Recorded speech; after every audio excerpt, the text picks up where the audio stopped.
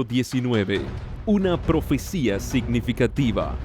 Un agricultor íntegro y de corazón recto, que había llegado a dudar de la autoridad divina de las Santas Escrituras, pero que deseaba sinceramente conocer la verdad, fue el hombre especialmente escogido por Dios para dar principio a la proclamación de la segunda venida de Cristo. Como otros muchos reformadores, Guillermo Miller había batallado con la pobreza en su juventud y así había aprendido grandes lecciones de energía y abnegación. Los miembros de la familia de que descendía se habían distinguido por un espíritu independiente y amante de la libertad, por su capacidad de resistencia y ardiente patriotismo, y estos rasgos sobresalían también en el carácter de Guillermo. Su padre fue capitán en la Guerra de la Independencia norteamericana y a los sacrificios que hizo durante las luchas de aquella época tempestuosa pueden achacarse las circunstancias apremiantes que rodearon la juventud de Miller. Poseía una robusta constitución y ya desde su niñez dio pruebas de una inteligencia poco común que se fue acentuando con la edad. Su espíritu era activo y bien desarrollado y ardiente su sed de saber. Aunque no gozara de las ventajas de una instrucción académica, su amor al estudio y el hábito de reflexionar cuidadosamente, junto con su agudo criterio, hacían de él un hombre de sano juicio y de vasta comprensión. Su carácter moral era irreprochable y gozaba de envidiable reputación, siendo generalmente estimado por su integridad, su frugalidad y su benevolencia. A fuerza de energía y aplicación, no tardó en adquirir bienestar. Si bien conservó siempre sus hábitos de estudio, desempeñó con éxito varios cargos civiles y militares, y el camino hacia la riqueza y los honores parecía estarle ampliamente abierto. Su madre era mujer de verdadera piedad, de modo que durante su infancia estuvo sujeto a las influencias religiosas. Sin embargo, siendo aún niño, tuvo trato con deístas, cuya influencia fue reforzada por el hecho de que la mayoría de ellos eran buenos ciudadanos y hombres de disposiciones humanitarias y benévolas. Viviendo como vivían en medio de instituciones cristianas, sus caracteres habían sido modelados hasta cierto punto por el medio ambiente. Debían a la Biblia las cualidades que les granjeaban respeto y confianza y no obstante, tan hermosas dotes se habían malogrado hasta ejercer influencia contra la palabra de Dios. Al rozarse con esos hombres, Miller llegó a adoptar sus opiniones. Las interpretaciones corrientes de las Sagradas Escrituras presentaban dificultades que le parecían insuperables, pero como al paso de sus nuevas creencias le hacían rechazar la Biblia, no le ofrecían nada mejor con que sustituirla, distaba mucho de estar satisfecho. Sin embargo, conservó esas ideas cerca de 12 años. Pero a la edad de 34, el Espíritu Santo obró en su corazón y le hizo sentir su condición de pecador. No hallaba en su creencia anterior seguridad alguna de dicha para más allá de la tumba. El porvenir se le presentaba sombrío y tétrico. Refiriéndose años después a los sentimientos que le embargaban en aquel entonces, dijo: el pensar en el aniquilamiento me helaba y me estremecía, y el tener que dar cuenta me parecía entrañar destrucción segura para todos. El cielo antojábaseme de bronce sobre mi cabeza, y la tierra hierro bajo mis pies. ¿La eternidad qué era? ¿Y la muerte por qué existía? Cuanto más discurría, tanto más lejos estaba de la demostración. Cuanto más pensaba, tanto más divergentes eran las conclusiones a que llegaba. Traté de no pensar más, pero ya no era dueño de mis pensamientos. Me sentía verdaderamente desgraciado, pero sin saber por qué. Murmuraba y me quejaba, pero no sabía de quién. Sabía que algo andaba mal, pero no sabía ni dónde ni cómo encontrar lo correcto y justo. Gemía, pero lo hacía sin esperanza. En ese estado permaneció varios meses. De pronto, dice, el carácter de un Salvador se grabó hondamente en mi espíritu. Me pareció que bien podía existir un ser tan bueno y compasivo que expiara nuestras transgresiones y nos librara así de sufrir la pena del pecado. Sentí inmediatamente cuán amable había de ser este alguien y me imaginé que podría yo echarme en sus brazos y confiar en su misericordia. Pero surgió la pregunta: ¿cómo se puede probar la existencia de tal ser? Encontré que fuera de la Biblia no podía obtener prueba alguna de la existencia de semejante Salvador o siquiera de una existencia futura. Discerní que la Biblia presentaba precisamente un Salvador como el que yo necesitaba, pero no veía cómo un libro no inspirado pudiera desarrollar principios tan perfectamente adaptados a las necesidades de un mundo caído. Me vi obligado a admitir que las Sagradas Escrituras debían ser una revelación de Dios. Llegaron a ser mi deleite y encontré en Jesús un amigo. El Salvador vino a ser para mí el más señalado entre 10,000, y las escrituras que antes eran obscuras y contradictorias se volvieron entonces antorcha a mis pies y luz a mi senda. Mi espíritu obtuvo calma y satisfacción. Encontré que el Señor Dios era una roca en medio del océano de la vida. La Biblia llegó a ser entonces mi principal objeto de estudio, y puedo decir en verdad que la escudriñaba con gran deleite. Encontré que no se me había dicho nunca ni la mitad de lo que contenía. Me admiraba de que no hubiese visto antes su belleza y magnificencia, y de que hubiese podido rechazarla. En ella encontré revelado todo lo que mi corazón podía desear y un remedio para toda enfermedad del alma.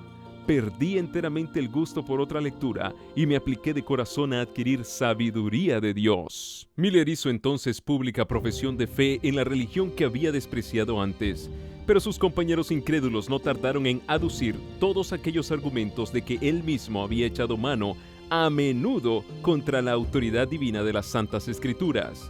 Él no estaba todavía preparado para contestarles, pero se dijo que si la Biblia es una revelación de Dios, debía ser consecuente consigo misma y que, habiendo sido dada para instrucción del hombre, debía estar adaptada a su inteligencia.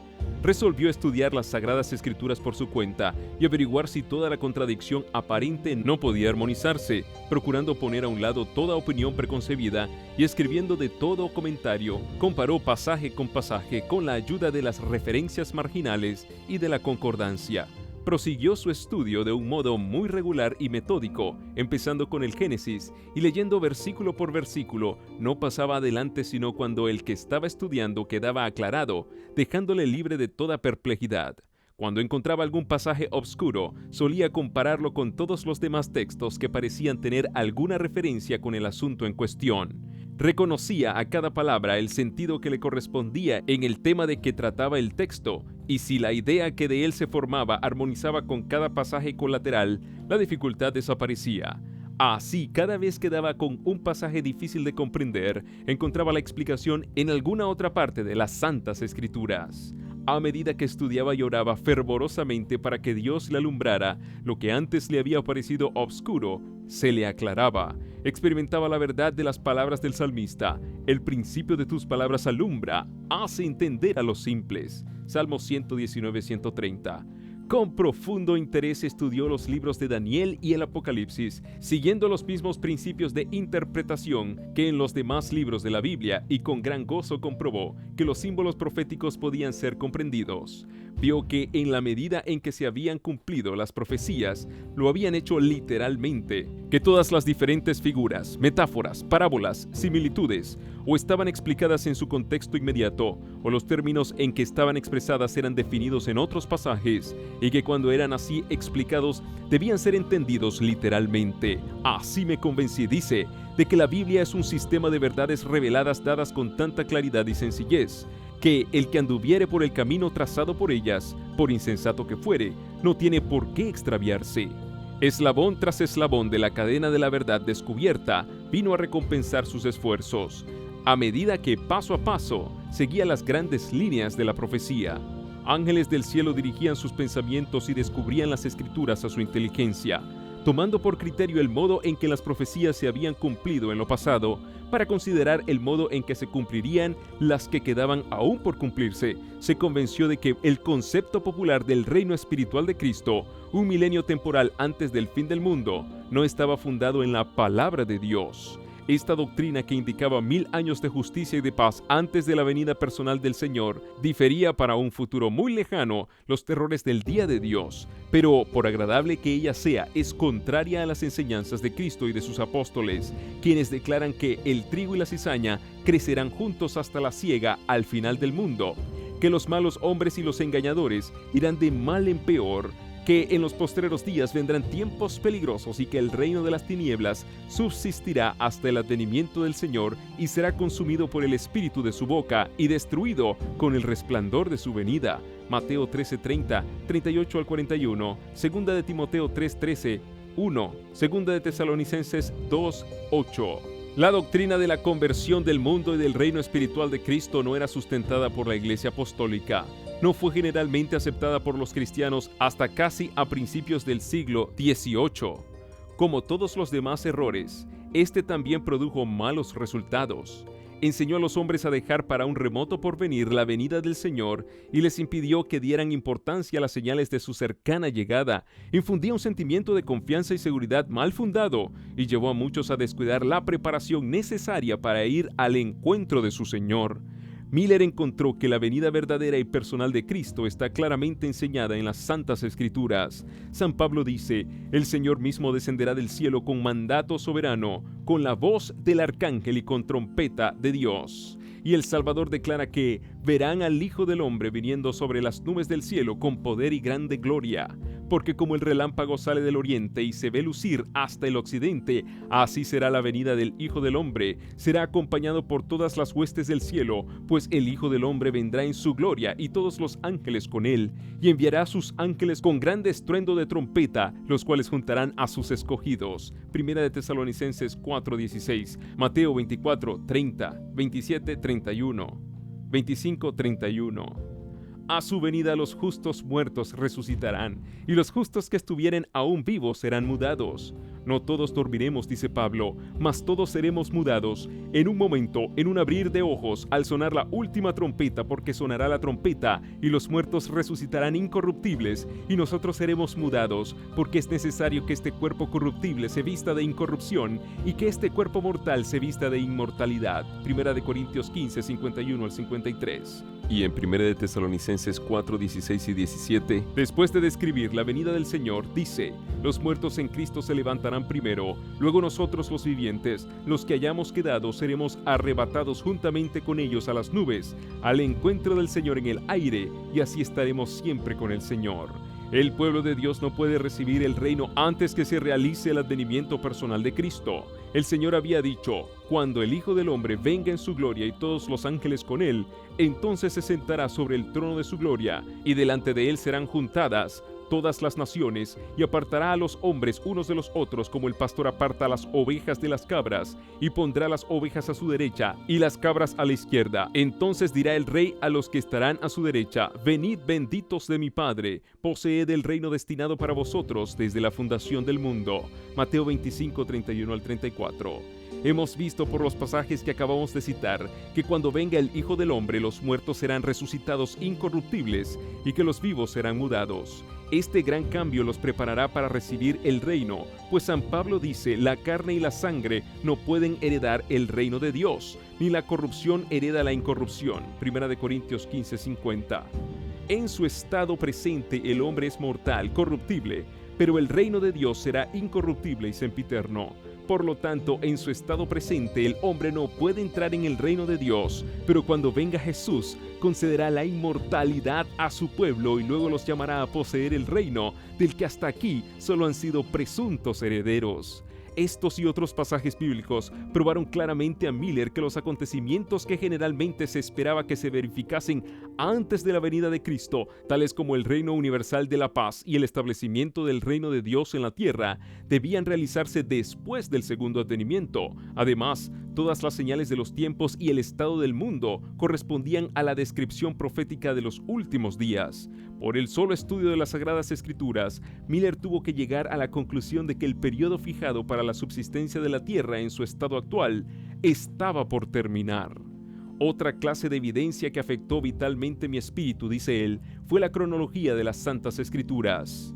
Encontré que los acontecimientos predichos, que se habían cumplido en lo pasado, se habían desarrollado muchas veces dentro de los límites de un tiempo determinado: los 120 años hasta el diluvio, Génesis 6:3, los 7 días que debían precederlo, con el anuncio de 40 días de lluvia, Génesis 7:4, los 400 años de la permanencia de la posteridad de Abraham en Egipto, Génesis 15:13, los 3 días de los sueños del copero y del panadero, Génesis 40:12 al 20, los 7 años de Faraón, Génesis 41, 28 al 54, los 40 años en el desierto, Números 14:34, los 3 años y medio de hambre, Primera de Reyes 17:1, Lucas 4:25, los 70 años del cautiverio en Babilonia, Jeremías 25:11, los 7 tiempos de Nabucodonosor, Daniel 4:13 al 16, y las 7 semanas, 62 semanas y una semana, que sumaban 70 semanas determinadas sobre los judíos, Daniel 9:24 al 27. Todos los acontecimientos limitados por estos periodos de tiempo no fueron una vez más que asunto profético, pero se cumplieron de acuerdo con las predicciones. Por consiguiente, al encontrar en su estudio de la Biblia varios periodos cronológicos que, según su modo de entenderlos, se extendían hasta la segunda venida de Cristo, no pudo menos que considerarlos como los tiempos señalados que Dios había revelado a sus siervos. Las cosas secretas, dice Moisés, pertenecen a Jehová nuestro Dios, mas las reveladas nos pertenecen a nosotros y a nuestros hijos para siempre. Y el Señor declara por el profeta Amós que no hará nada sin que revele su secreto a sus siervos los profetas. Deuteronomio 29:29, Amós 3:7. Así que los que estudian la palabra de Dios pueden confiar que encontrarán indicado con claridad en las Escrituras el acontecimiento más estupendo que debe realizarse en la historia de la humanidad. Estando completamente convencido, dice Miller, de que toda escritura divinamente inspirada es útil, Segunda de Timoteo 3:16, que en ningún tiempo fue dada por voluntad de hombre, sino que fue escrita por hombres santos inspirados del Espíritu Santo, Segunda de Pedro 1:21, y esto para nuestra enseñanza, para que por la paciencia y por la consolación de las Escrituras tengamos esperanza, Romanos 15:4. No pude menos que considerar las partes cronológicas de la Biblia tan pertinentes a la palabra de Dios y tan acreedoras a que las tomáramos en cuenta como cualquiera otra parte de las Sagradas Escrituras. Pensé por consiguiente que al tratar de comprender lo que Dios, en su misericordia, había juzgado conveniente revelarnos, yo no tenía derecho para pasar por alto los períodos proféticos. La profecía que parecía revelar con la mayor claridad el tiempo del segundo advenimiento era la de Daniel 8:14. Hasta 2300 tardes y mañanas, entonces será purificado el santuario, siguiendo la regla que se había impuesto de dejar que las Sagradas Escrituras se interpretasen a sí mismas. Miller llegó a saber que un día en la profecía simbólica representa un año. Números 14:34, Ezequiel 4:6. Vio que el periodo de los 2300 días proféticos o años literales se extendía mucho más allá del fin de la era judaica y que por consiguiente no podía referirse al santuario de aquella economía. Miller aceptaba la creencia general de que durante la era cristiana la tierra es el santuario y dedujo por consiguiente que la purificación del santuario predicha en Daniel 8:14 representaba la purificación de la tierra con fuego en el segundo advenimiento de Cristo. Llegó pues a la conclusión de que si se podía encontrar el punto de partida de los 2300 días, sería fácil fijar el tiempo del segundo advenimiento. Así quedaría revelado el tiempo de aquella gran consumación, el tiempo en que concluiría el presente estado de cosas, con todo su orgullo y poder, su pompa y vanidad, su maldad y opresión, el tiempo en que la tierra dejaría de ser maldita, en que la muerte sería destruida y se daría el galardón a los siervos de Dios, a los profetas y santos y a todos los que temen su nombre, el tiempo en que serían destruidos los que destruyen la tierra. Miller siguió escudriñando las profecías con más empeño y fervor que nunca, dedicando noches y días enteros al estudio de lo que resultaba entonces de tan inmensa importancia y absorbente interés. En el capítulo 8 de Daniel no pudo encontrar guía para el punto de partida de los 2300 días. Aunque se le mandó que hiciera comprender la visión a Daniel, el ángel Gabriel solo le dio a éste una explicación parcial. Cuando el profeta vio las terribles persecuciones que sobrevendrían a la iglesia, desfallecieron sus fuerzas físicas. No pudo soportar más y el ángel le dejó por algún tiempo. Daniel quedó sin fuerzas y estuvo enfermo algunos días. Estaba asombrado de la visión, dice, mas no hubo quien la explicase. Y sin embargo Dios había mandado a su mensajero: haz que éste entienda la visión. Esa orden debía ser ejecutada. En obedecimiento a ella, el ángel poco tiempo después volvió hacia Daniel diciendo: ahora he salido para hacerte sabio de entendimiento. Entiende pues la palabra y alcanza inteligencia de la visión. Daniel 8:27, 16, 9, 22 y 23. Había un punto importante en la visión del capítulo 8 que no había sido explicado, a saber, el que se refería al tiempo, el período de los 2300 días. Por consiguiente, el ángel, reanudando su explicación, se espacia en la cuestión del tiempo. 70 semanas están determinadas sobre tu pueblo y sobre tu santa ciudad. Sepas pues y entiendas que desde la salida de la palabra para restaurar y edificar a Jerusalén hasta el Mesías príncipe, habrá 7 semanas y 62 semanas. tornárase a edificar la plaza y el muro en tiempos angustiosos, y después de las 62 semanas se quitará la vida al Mesías, y no por sí, y en otra semana confirmará el pacto a muchos, y a la mitad de la semana hará cesar el sacrificio y la ofrenda. Daniel 9, 24 al 27. El ángel había sido enviado a Daniel con el objeto expreso de que le explicara el punto que no había logrado comprender en la visión del capítulo 8, el dato relativo al tiempo. Hasta 2300 tardes y mañanas, entonces será purificado el santuario. Después de mandar a Daniel que entienda la palabra y que alcance inteligencia de la visión, las primeras palabras del ángel son: 70 semanas están determinadas sobre tu pueblo y sobre tu santa ciudad. La palabra traducida aquí por determinadas significa literalmente descontadas. El ángel declara que 70 semanas, que representaban 490 años, debían ser descontadas por pertenecer especialmente a los judíos. Pero, ¿de dónde fueron descontadas? Como los 2300 días son el único periodo de tiempo mencionado en el capítulo 8, deben constituir el periodo del que fueron descontadas las 70 semanas. Las 70 semanas deben por consiguiente formar parte de los 2300 días, y ambos periodos deben comenzar juntos. El ángel declaró que las 70 semanas datan del momento en que salió el edicto para reedificar a Jerusalén. Si se puede encontrar la fecha de aquel edicto, queda fijado el punto de partida del gran período de los 2300 días. Ese decreto se encuentra en el capítulo 7 de Esdras, versículos 12 al 26. Fue expedido en su forma más completa por Artajerjes, rey de Persia, en el año 457 a.C., pero en Esdras 6:14 se dice que la casa del Señor fue edificada en Jerusalén por mandato de Ciro y de Darío y de Artajerjes, rey de Persia. Estos tres reyes, al expedir el decreto y al confirmarlo y completarlo, lo pusieron en la condición requerida por la profecía para que marcase el principio de los 2300 años. Tomando el año 457 antes de Jesucristo, en que el decreto fue completado como fecha de la orden, se comprobó que cada especificación de la profecía referente a las 70 semanas se había cumplido. Desde la salida de la palabra para restaurar y edificar a Jerusalén, hasta el Mesías príncipe habrá 7 semanas y 62 semanas, es decir, 69 semanas, o sea, 483 años. El decreto de Artajerjes fue puesto en vigencia en el otoño del año 457 a.C. Partiendo de esta fecha, los 483 años alcanzaron al otoño del año 27 de Jesucristo.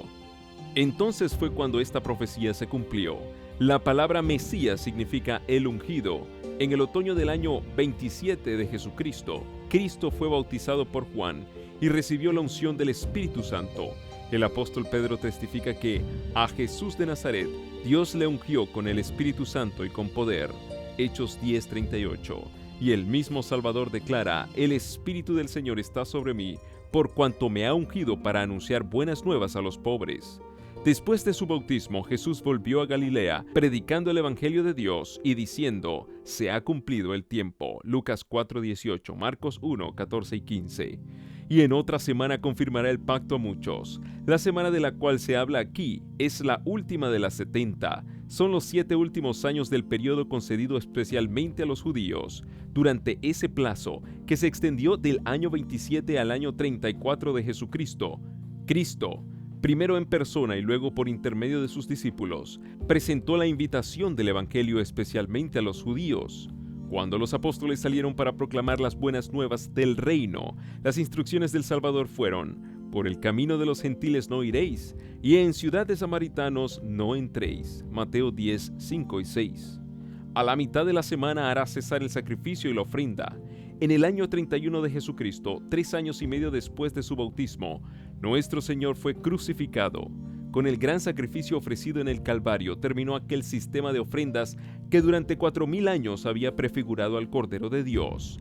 El tipo se encontró con el antitipo, y todos los sacrificios y oblaciones del sistema ceremonial debían cesar. Las 70 semanas o 490 años concedidos a los judíos terminaron, como lo vimos, en el año 34 de Jesucristo.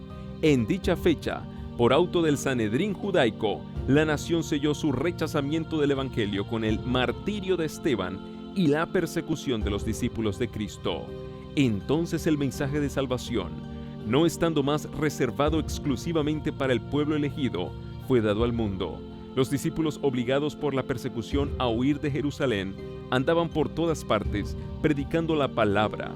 Felipe, descendiendo a la ciudad de Samaria, les proclamó el Cristo. Pedro, guiado por Dios, dio a conocer el evangelio al centurión de Cesarea, el piadoso Cornelio. El ardiente Pablo, ganado a la fe de Cristo, fue comisionado para llevar las alegres nuevas lejos a los gentiles. Hechos 8, 4 y 5, 22, 21. Hasta aquí, cada uno de los detalles de las profecías se ha cumplido de una manera sorprendente y el principio de las 70 semanas queda establecido irrefutablemente en el año 457 a.C. y su fin en el año 34 de Jesucristo. Partiendo de esta fecha, no es difícil encontrar el término de los 2300 días.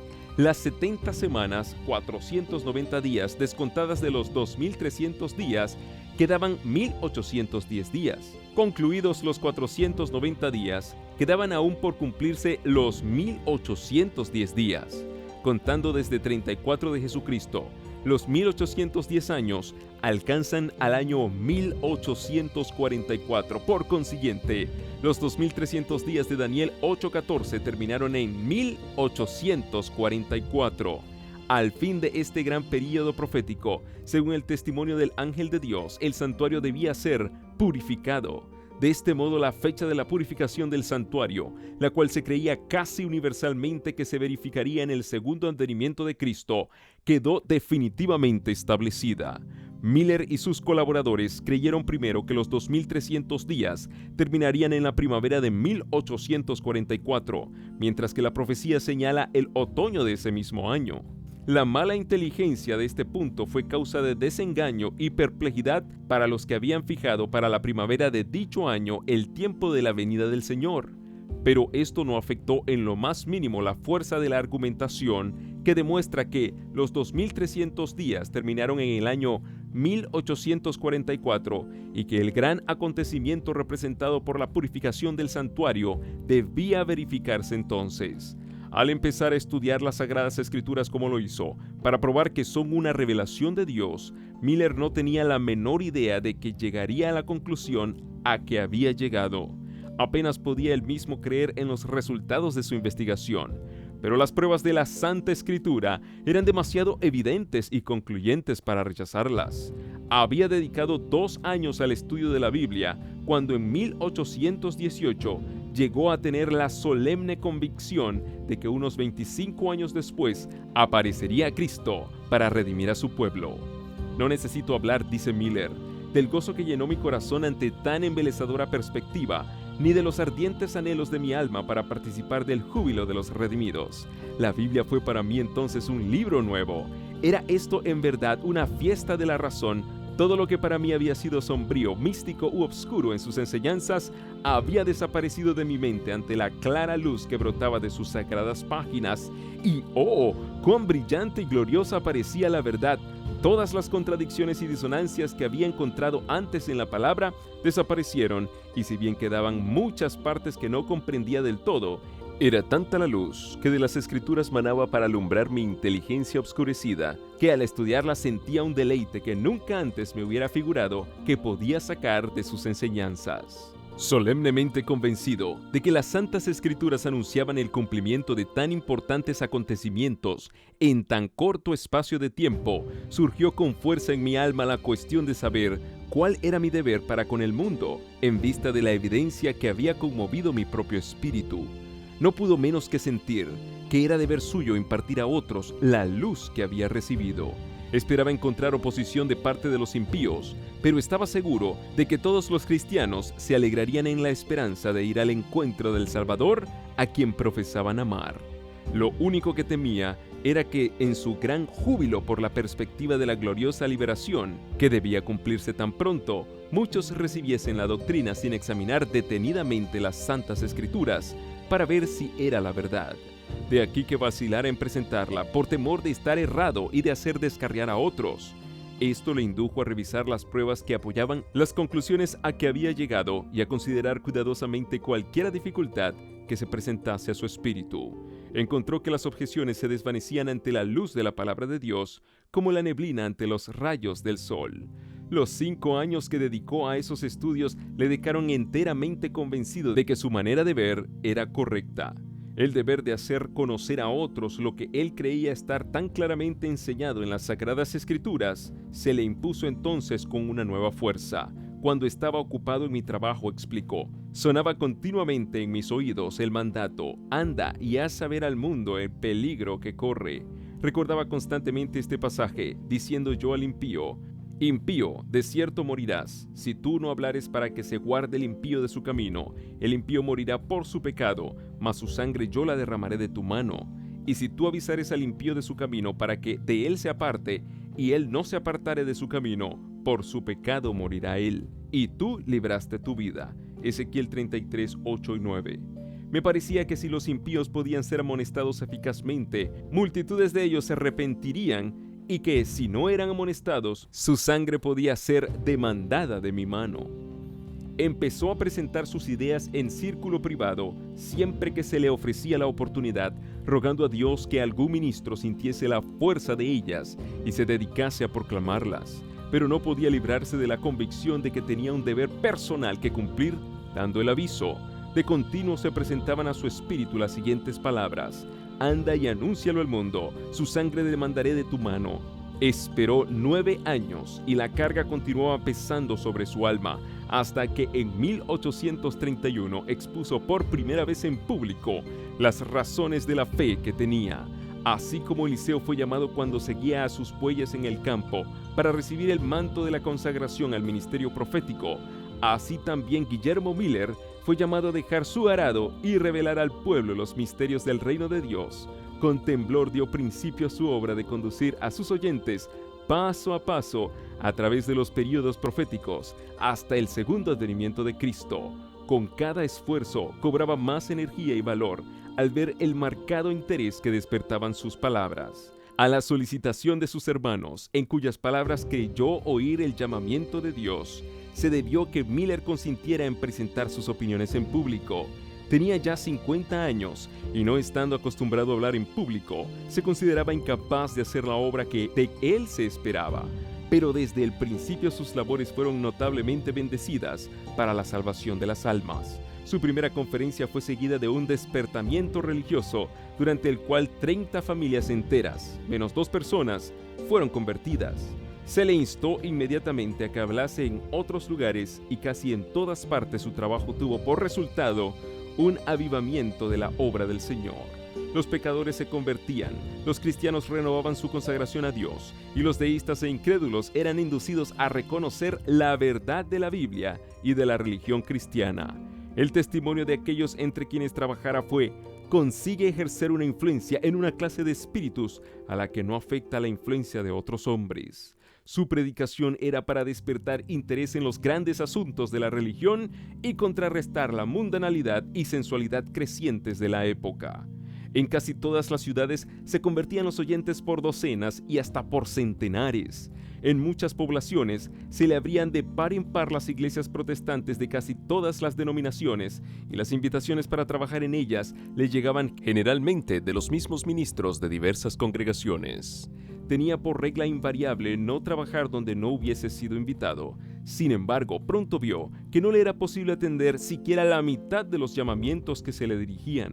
Muchos que no aceptaban su modo de ver en cuanto a la fecha exacta del segundo advenimiento estaban convencidos de la seguridad y proximidad de la venida de Cristo y de que necesitaban prepararse para ella.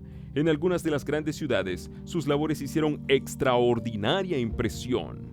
Hubo tabernos que abandonaron su tráfico y convirtieron sus establecimientos en salas de culto. Los garitos eran abandonados, incrédulos deístas, universalistas y hasta libertinos de los más perdidos, algunos de los cuales no habían entrado en ningún lugar de culto desde hacía años, se convertían. Las diversas denominaciones establecían reuniones de oración en diferentes barrios y a casi cualquier hora del día los hombres de negocios se reunían para orar y cantar alabanzas. No se notaba excitación extravagante, sino que un sentimiento de solemnidad dominaba a casi todos. La obra de Miller, como la de los primeros reformadores, tendía más a convencer el entendimiento y a despertar la conciencia que a excitar las emociones. En 1833, Miller recibió de la Iglesia Bautista de la cual era miembro una licencia que le autorizaba para predicar. Además, buen número de los ministros de su denominación aprobaban su obra y le dieron su sanción formal mientras proseguía sus trabajos. Viajaba y predicaba sin descanso, si bien sus labores personales se limitaban principalmente a los estados del este y del centro de los Estados Unidos. Durante varios años sufragó él mismo todos sus gastos de su bolsillo, y ni aún más tarde se le costearon nunca por completo los gastos de viaje a los puntos a donde se le llamaba, de modo que, lejos de reportarle provecho pecuniario, sus labores públicas constituían un pesado gravamen para su fortuna particular, que fue menguando durante este periodo de su vida. Era padre de numerosa familia, pero como todos los miembros de ella eran frugales y diligentes, su finca rural bastaba para el sustento de todos ellos. En 1833, 2 años después de haber principiado Miller a presentar en público las pruebas de la próxima venida de Cristo, apareció la última de las señales que habían sido anunciadas por el Salvador como precursoras de su segundo advenimiento. Jesús había dicho: las estrellas caerán del cielo. Mateo 24:29. Y Juan, al escribir la visión de las escenas que anunciarían el día de Dios, declara en el Apocalipsis: las estrellas del cielo cayeron sobre la tierra, como la higuera echa sus higos cuando es movida de gran viento. Apocalipsis 6:13. Esta profecía se cumplió de modo sorprendente y pasmoso con la gran lluvia meteórica del 13 de noviembre de 1833. Fue este el más dilatado y admirable espectáculo de estrellas fugaces que se haya registrado, pues sobre todos los Estados Unidos, el firmamento entero estuvo entonces durante horas seguidas en conmoción ígnea.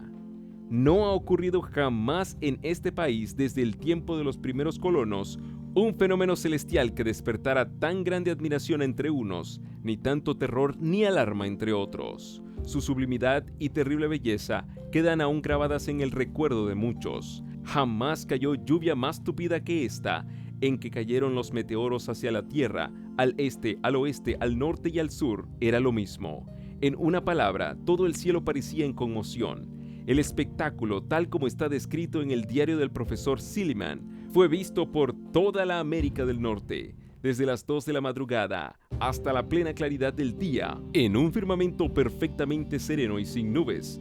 Todo el cielo estuvo constantemente surcado por una lluvia incesante de cuerpos que brillaban de modo deslumbrador. En verdad, ninguna lengua podría describir el esplendor de tan hermoso espectáculo. Nadie que no lo haya presenciado puede formarse exacta idea de su esplendor. Parecía que todas las estrellas del cielo se hubiesen reunido en un punto cerca del cenit y que fuesen lanzadas de ahí, con la velocidad del rayo, en todas las direcciones del horizonte, y sin embargo, no se agotaban. Con toda rapidez seguíanse por miles, unas tras otras, como si hubiesen sido creadas para el caso. Es imposible contemplar una imagen más exacta de la higuera que deja caer sus higos cuando es sacudida por un gran viento.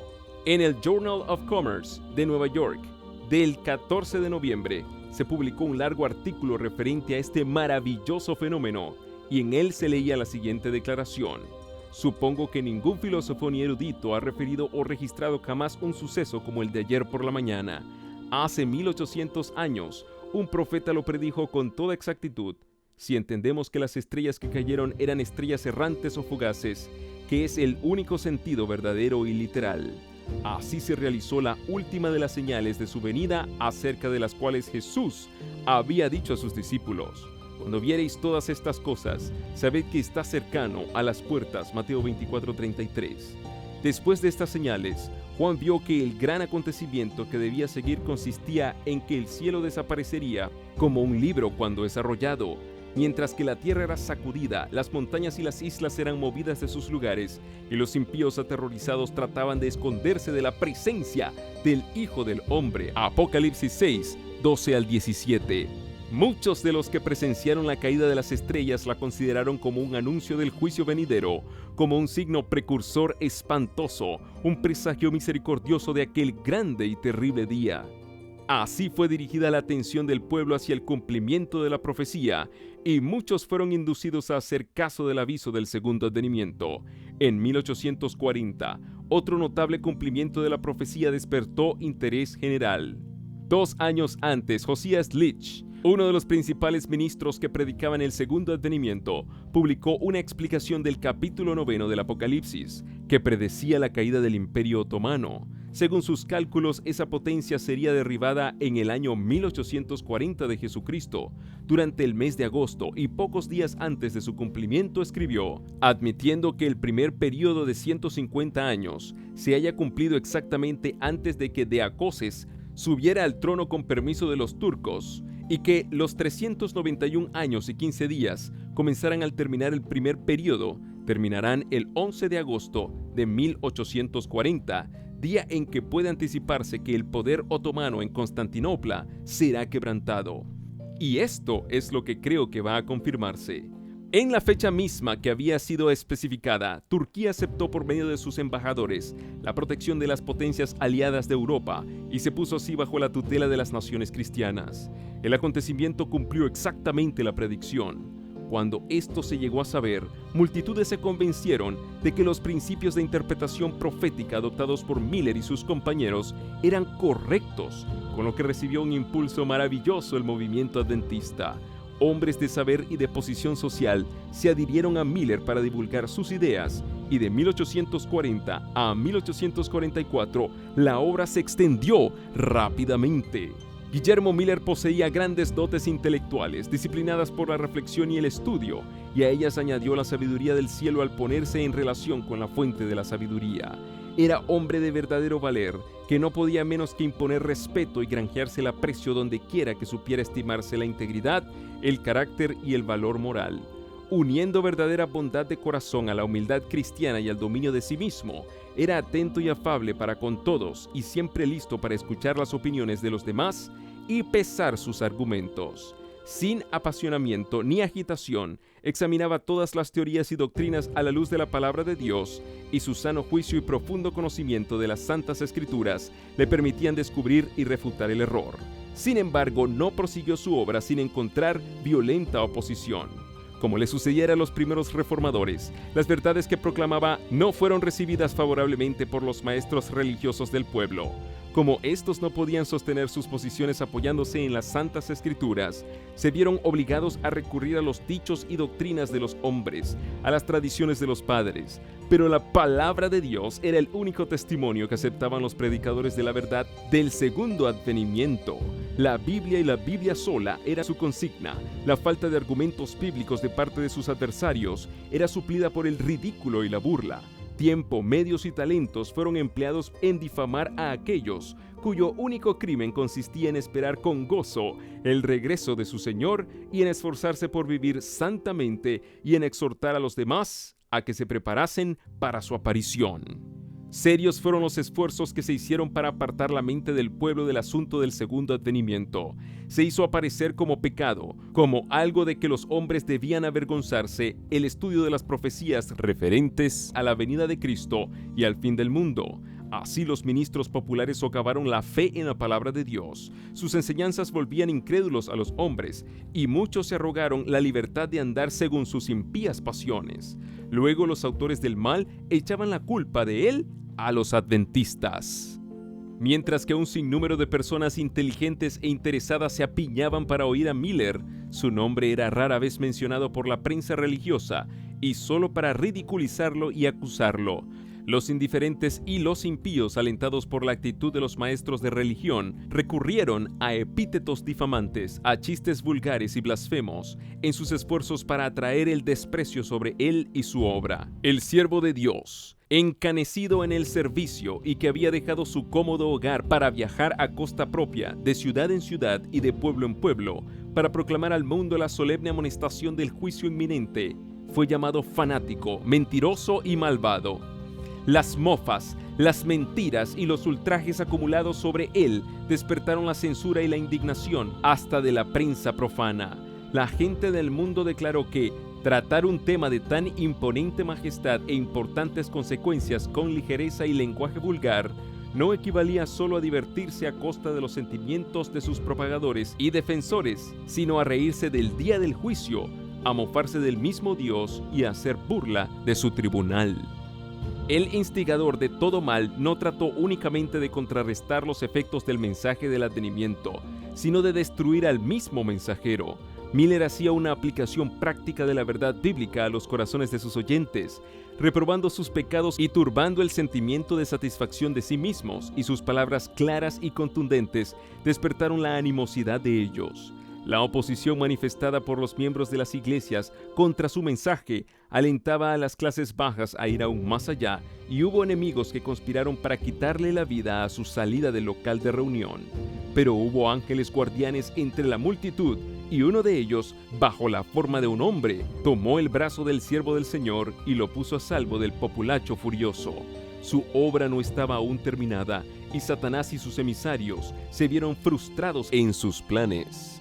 A pesar de toda oposición, el interés en el movimiento adventista siguió en aumento. De decenas y centenas, el número de los creyentes alcanzó a miles. Las diferentes iglesias se habían acrecentado notablemente, pero al poco tiempo el espíritu de oposición se manifestó hasta contra los conversos ganados por Miller, y las iglesias empezaron a tomar medidas disciplinarias contra ellos.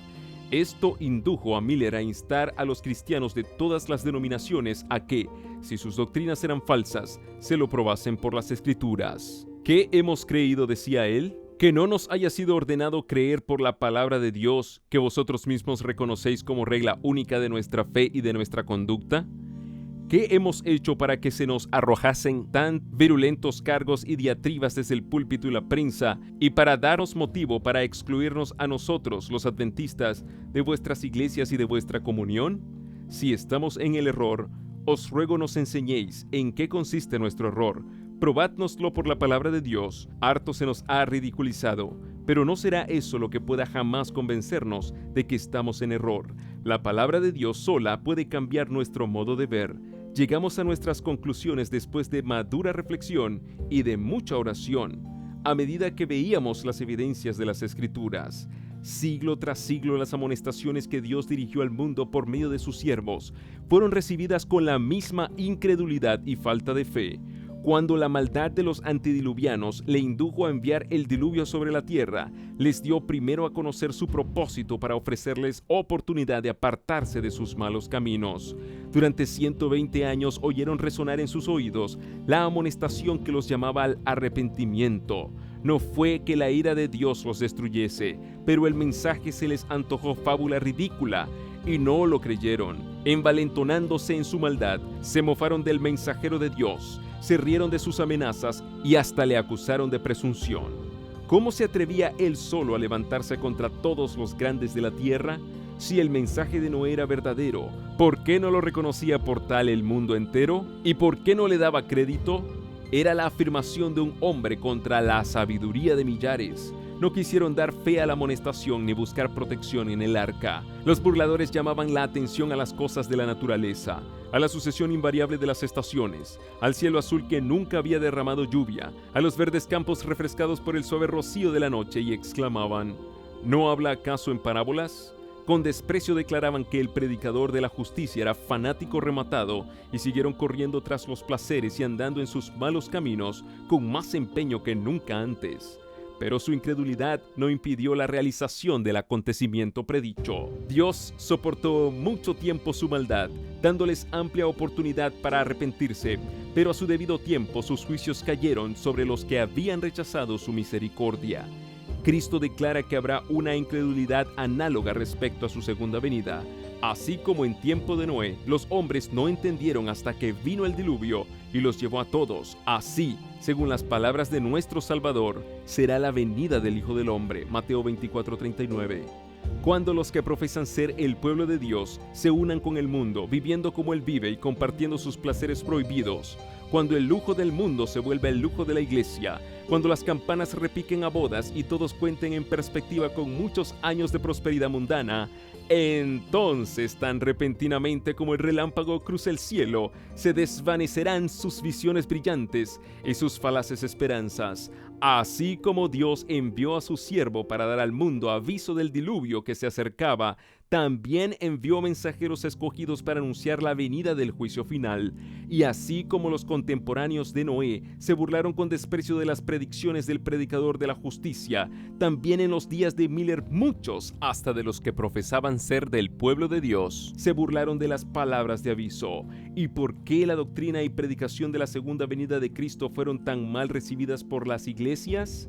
Si bien el advenimiento del Señor significa desgracia y desolación para los impíos, para los justos es motivo de dicha y esperanza. Esta gran verdad había sido consuelo de los fieles siervos de Dios a través de los siglos. ¿Por qué hubo de convertirse como su autor en piedra de tropiezo y piedra de caída para los que profesaban ser su pueblo?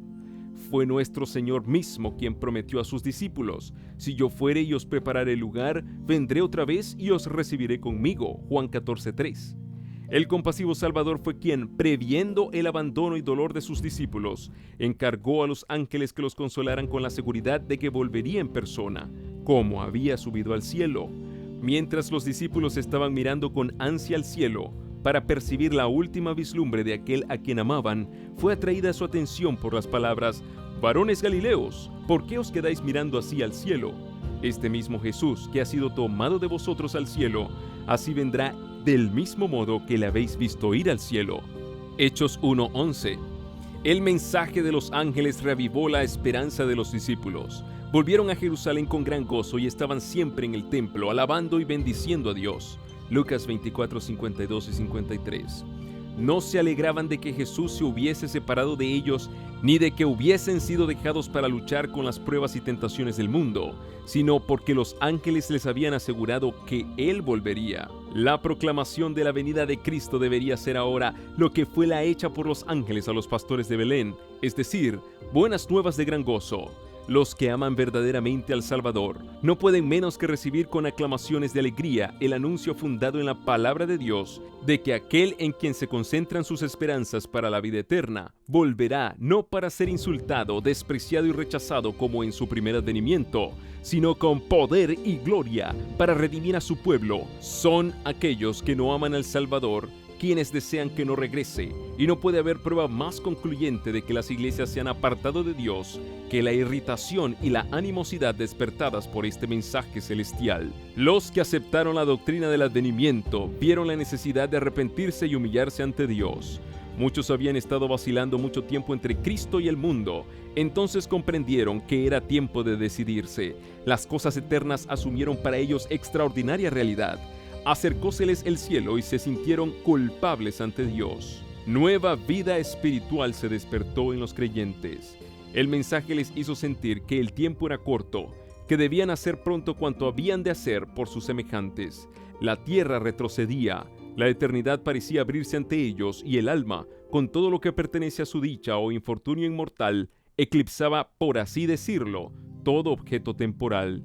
El Espíritu de Dios descansaba sobre ellos y daba fuerza a los llamamientos ardientes que dirigían tanto a sus hermanos como a los pecadores, a fin de que se preparasen para el día de Dios. El testimonio mudo de su conducta diaria equivalía a una censura constante para los miembros formalistas y no santificados de las iglesias. Estos no querían que se les molestara en su búsqueda de placeres, ni en su culto a Mamón, ni en su ambición de honores mundanos. De ahí la enemistad y oposición despertadas contra la fe adventista y los que la proclamaban. Como los argumentos basados en los períodos proféticos resultaban irrefutables, los adversarios trataron de prevenir la investigación de este asunto, enseñando que las profecías estaban selladas. De este modo, los protestantes seguían las huellas de los romanistas. Mientras que la iglesia papal le niega la Biblia al pueblo, las iglesias protestantes aseguraban que parte importante de la palabra sagrada, o sea, la que pone a la vista verdades de especial aplicación para nuestro tiempo, no podía ser entendida. Los ministros y el pueblo declararon que las profecías de Daniel y del Apocalipsis eran misterios incomprensibles, pero Cristo había llamado la atención de sus discípulos a las palabras del profeta Daniel relativas a los acontecimientos que debían desarrollarse en tiempo de ellos, y les había dicho: el que lee, entienda.